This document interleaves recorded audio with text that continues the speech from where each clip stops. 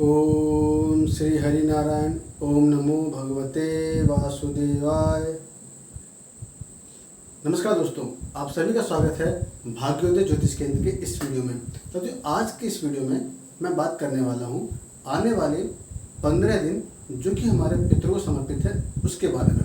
साथियों, भादव मास के पूर्णिमा से लेकर के अमावस्या तक जो 15 दिन होते हैं, इन 15 दिनों को हम लोग पितृपक्ष के नाम जानते हैं और ये 15 दिन हमारे पितरों को समर्पित हैं। हम आज इस वीडियो में बात करने वाले हैं कुछ सवालों के बारे में कि आखिर पितृ होते कौन हैं, पितृदोष क्या होता है, इसका मतलब क्या होता है, इसका क्या फल हो सकता है, इसके अलावा श्राद्ध कैसे किया जाता है और श्राद्ध का विवरण कहाँ कहाँ मिलता है, और यह श्राद्ध कब से स्टार्ट हुआ है, कब तक चलेगा, श्राद्ध करने की विधि क्या है, क्या क्या सामग्रियाँ इसमें यूज होती हैं, इस्तेमाल होती हैं, इसके अलावा श्राद्ध कहाँ करना चाहिए और बहुत सारे प्रश्नों के आज हम उत्तर जानने की कोशिश करेंगे अपने इस वीडियो में। साथियों, वीडियो को लंबा न करते हुए आज हम लोग बात करते हैं श्राद्ध के बारे में। तो साथियों, वीडियो को शुरू करने से पहले हम आपका बहुत बहुत आभार व्यक्त करना चाहते हैं कि आप लोग हमें इतना पसंद करते हैं हमारे वीडियोज़ को और हमें बहुत ज़्यादा लोगों को शेयर करते हैं। और अभी मैं रिसेंटली एक वीडियो को बहुत सारे लोगों ने देखा भी है, मुझे बड़ी खुशी हुई और ऐसे ही आप लोग हमें अपना प्यार देते रहिए। बहुत बहुत धन्यवाद इसके लिए। और हम अब बात करते हैं श्राद्ध के बारे में। क्यों सबसे पहले हम शुरू करते हैं कि आखिर ये पितृपक्ष होता क्या है, इसका कहाँ से हमें विवरण मिलता है, किन किन हमारे पौराणिक ग्रंथों में इस बारे में चर्चा की गई है। तो साथियों, पितृ जरूरी नहीं है कि हमारे पिता जिनकी मृत्यु हो चुकी हो, ये हमारे कुछ सगे संबंधी जिनकी मृत्यु हो गई है सिर्फ वही होते हैं। साथियों, हमारे पिताजी के पिताजी या हमारे वंश में जो आगे 2 4 3 4 5 पुश्तों में जो लोग होते हैं जिनकी मृत्यु हो चुकी होती है, उन सभी का हम श्राद्ध कर सकते हैं। वह निर्भर इस बात पे करता है कि आप श्राद्ध कैसे करते हैं।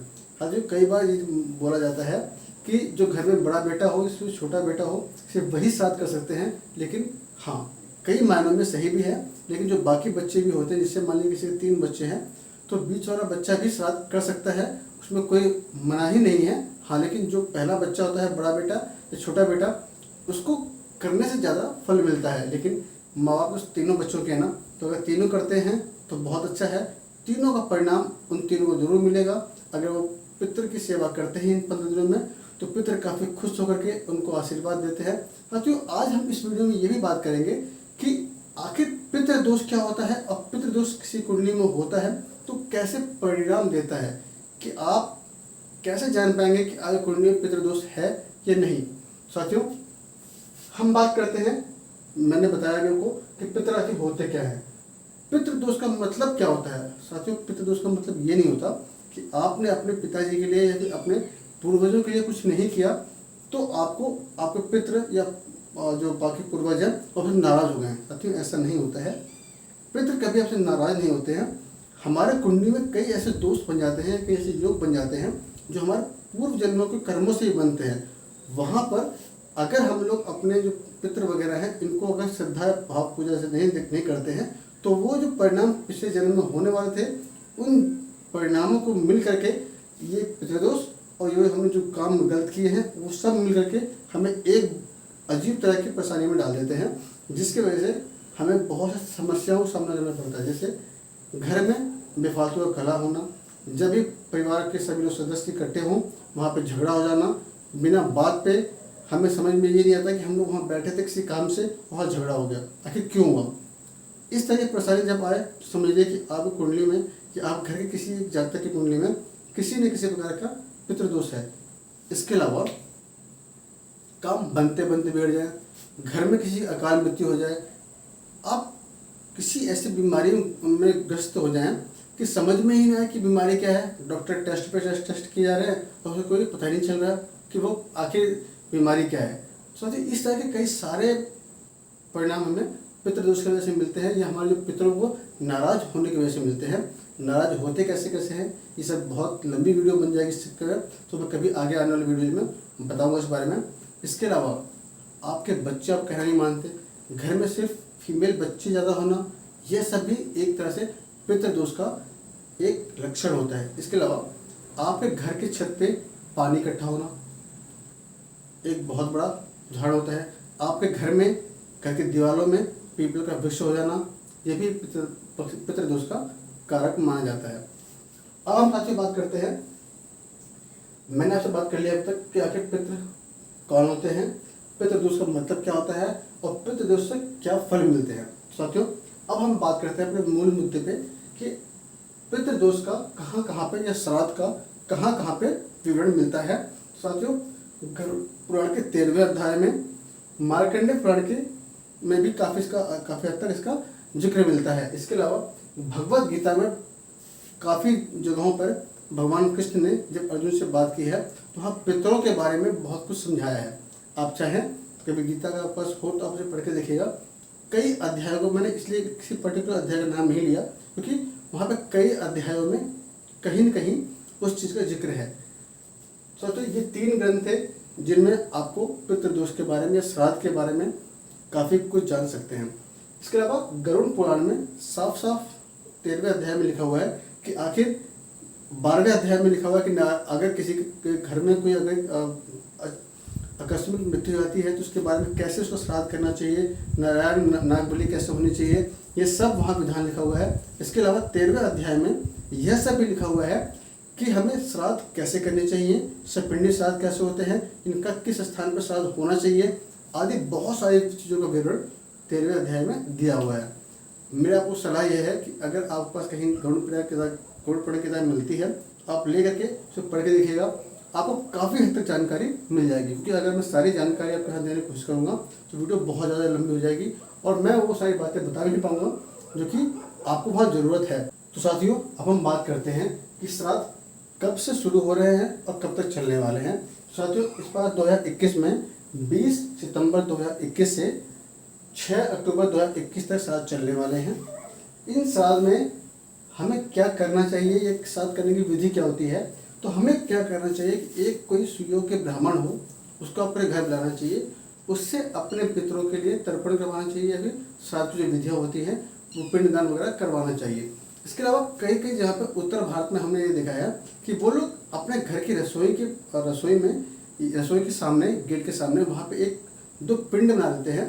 उन पिंडों पे वह प्रतिदिन अपने जो पितर होते हैं, जो अपने पूर्वज होते हैं, उनके मनपसंद की चीज़ों को वहाँ पे चढ़ा करके उनकी पूजा पाठ करते हैं। फूल अक्षत इस चढ़ा करके पूजा करते हैं। तो ये सब डिपेंड करता है कि वहाँ पे आपके पर्टिकुलर जगह पे जहाँ पर रहते हैं वहाँ पर किस प्रकार की विधि विधान है।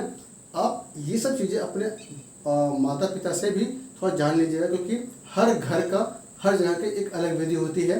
अगर आप वहाँ से भी एक बार कंफर्म कर लेंगे तो आपको कहीं कोई दिक्कत नहीं होगी और आपको काफ़ी हद तक मदद मिल जाएगी। अब हम बात करते हैं कि आखिर हमें इन श्राद्धों में हमें और क्या करना चाहिए। हम लोगों को दान करना चाहिए। अपने पितरों से जो हमारे पूर्वज थे उनके जो पसंदीदा चीज़ें होती थी, जैसे कि किसी को कुछ पसंद था वो चीज़ हम किसी को दान कर सकते हैं। दान गरीबों को कर सकते हैं या जो लोग इतने अच्छे नहीं हैं, जिनके पास धन कमी है, उनको धन का दान कर सकते हैं, ब्राह्मणों को दान कर सकते हैं, या गरीब बच्चे जो होते हैं उनको कुछ उनकी ज़रूरत की चीज़ों को दान कर सकते हैं। इसके अलावा हमें गाय को, कुत्ते को और कौवे को प्रतिदिन भोजन देना चाहिए, चाहे वो 1 रोटी हो या कैसा भी हो, वो आप अपने हिसाब से आप दे सकते हैं। इसके अलावा ब्राह्मणों को बुला करके अपने घर में एटलीस्ट 1 दिन तो मंत्रोच्चारण करवाना चाहिए ताकि। तो साथियों अब हम बात करते हैं कि आखिर हमें पितृपक्ष क्यों मनाना चाहिए। अब हमें इन पितरों के जो 15 दिन होते हैं हमें अपने पितरों को याद क्यों करना चाहिए, जबकि उनको जो गति मिलनी थी वो उनको मिल चुकी है। तो हर वर्ष इसकी ज़रूरत क्या है आखिर। साथियों मैं छोटा सा एक आपको उदाहरण देना चाहता हूँ कि हम लोग जो भी कार्य करते हैं, हम ये ज़रूरी नहीं है कि हम अगर इसे ब्राह्मणों को खाना खिलाते हैं तो वो ब्राह्मणों को खाना खिलाए उससे जाकर पितरों को मिल जाएगा, ऐसा बिल्कुल भी नहीं है। हम कहते हैं कि ये सब चीज़ें होती हैं अपने मन की शांति के लिए होता है। हम इन 15 दिनों तक अपने पूर्वजों को, जो हमें पूर्वज हमारे थे, उनको हम याद करते हैं और उनकी हम कृतज्ञता व्यक्त करते हैं कि आप लोगों ने हमारे लिए इतना कुछ किया है।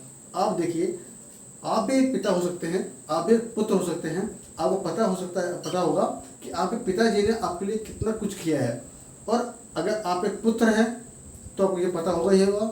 इसके अलावा अगर किसी के पिता हैं तो आप ये समझते होंगे कि हाँ मैं अपने पुत्र के लिए या अपने बच्चे के लिए कितना कुछ करता हूँ। अगर हमारा पुत्र या हम जिसके पुत्र हैं, हम उसकी याद में या उसके लिए अगर 15 दिन तक हम उनको याद करने की कोशिश करते हैं तो उसमें कोई बुराई नहीं है। हमारा मन जिस चीज़ को मानता है वो काम हमें जरूर करना चाहिए, क्योंकि यह एक कृतज्ञता व्यक्त करने का एक बहुत अच्छा मौका होता है। मैं ये कहता हूँ कि जो व्यक्ति इन 15 दिन तक अपने पितरों की अच्छे से आराधना करता है या पूजा करता है, मैं तो यहाँ तक भी कहता हूँ कि इन 15 दिन तक आप अपने घर में होने वाले पूजा पाठ को भी छोड़ दें। अगर आप करना ही है तो अपने पितरों की पूजा करें, उनको तर्पण करें, उनको जो श्रद्धांजलि देते हैं वो सब दें, तो आपको इसका बहुत ज़्यादा फल मिलता है। और साथियों, मैं ये कहता हूँ सब काम हम क्यों करते हैं इसका ज़रूरी नहीं है कि हर समय उसका कोई कारण हो। कई बार हम लोग कई कार्य इसलिए भी करते हैं कि हमारा मन करता है कि हमें उस काम को करने से शांति मिलती है। तो साथियों, हर जगह पर सवाल नहीं पूछा जाता, सवाल नहीं करना चाहिए। हमारे जो पूर्वजों से चलता हुआ आ रहा है हमें करना चाहिए, क्योंकि उन लोगों ने वो कार्य प्रारंभ किया था तो उनका कोई ना कोई महत्व, कोई ना कोई उनका रीज़न जरूर रहा होगा। हम आज भले ही इस चीज़ को समझे, लेकिन कुछ समय बाद जब हमें समझ में आया है कि हाँ इसका क्या महत्व है, क्योंकि 15 दिन कहते हैं ना कि आप हर चीज़ को मनन करते हैं भगवान का। हम अगर ऐसा तो हम कहें कि हमें पता ही नहीं भगवान कौन है, लेकिन हम लोग भगवान को की मूर्ति बना करके उसकी पूजा करते हैं ना, और वही मूर्ति हमें शक्ति देती है, हमें अपनी बुराइयों से बचने का माध्यम देती है।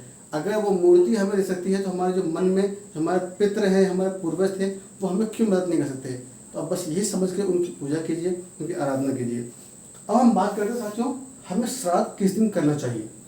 वैसे तो पूरा 15 दिन तक ही श्राद्ध चलता है। हम 15 दिन तक अपने पिता को जल दे सकते हैं। जल देने का ऐसा नियम है कि हम दक्षिण की तरफ मुँह करके अपने अंजलि में थोड़ा सा चावल लेकर के, थोड़ा काला तिल लेकर के, थोड़ा सा जल लेकर के उनको अर्पण कर सकते हैं।